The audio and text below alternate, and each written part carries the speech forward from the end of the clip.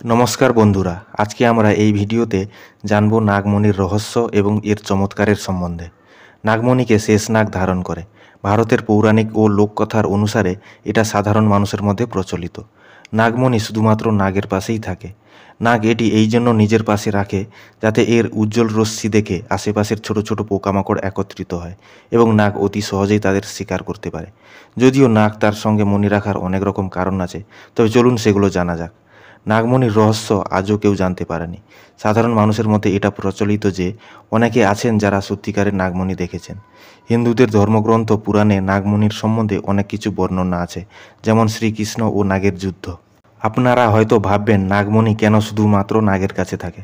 এর কারণ হলো পৃথিবীতে সবথেকে বিষধর সাপ হলো নাগ, আর এর বিষের পরিমাণটা খুবই বেশি। অর্থাৎ এক নাগ ওর মধ্যে অনেকটা পরিমাণে বিষ সঞ্চয় করে রাখতে পারে। তাই এর মণি খুবই শক্তিশালী এবং দুর্লভ।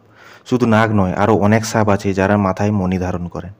একটা সাপ তখনই তার মাথায় মণি ধারণ করে যখন ওই সাপটি বুড়ো হয়ে যায়। অর্থাৎ বয়স্ক সাপ যখন আগের মতো চলাফেরা করতে পারে না, ঠিক তখন ওর মাথায় একটু একটু করে বিষ জমিয়ে এক উজ্জ্বল ও অলৌকিক পাথর তৈরি করে, যেটি রাত্রে জ্বলজ্বল করতে থাকে।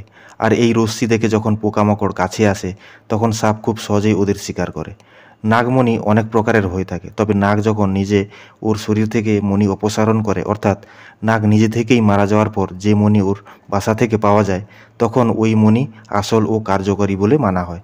কিন্তু আজকের দিনে অনেকেই জোর করে সাপের মাথা থেকে যে অপরিপক্ক মণি কেড়ে নেওয়ার চেষ্টা করে, ওই সব মণির কার্যক্ষমতা নেই বললেই চলে। এবার আমরা জানবো নাগমণির চমৎকারের সম্বন্ধে।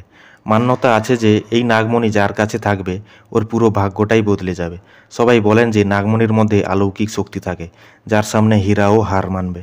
তাই মান্যতা অনুসারে নাগমণি যার কাছে থাকবে তার কাছে অলৌকিক শক্তি চলে আসবে এবং প্রচুর ধন সম্পদের মালিকও হয়ে যাবেন। যদিও এর সত্যতা এখনও কেউ জানতে পারেনি। এবার আমরা কিছু বিশেষ নাগমণির সম্বন্ধে জানব, যেগুলো ব্যবহার করলে উপকার পাওয়া যেতে পারে। প্রথম নাগমণিটির নাম হলো ঘৃতমণি। ঘৃতমণির মালা ধারণ করলে বাচ্চাদের নজর দোষ থেকে মুক্তি পাওয়া যেতে পারে। দ্বিতীয়টির নাম হলো উলুকমণি। এই মণি ধারণ করলে ধন সম্পদ কখনো কম হবে না। আশা করি এই ভিডিওটা আপনাদের ভালো লেগেছে। ধন্যবাদ।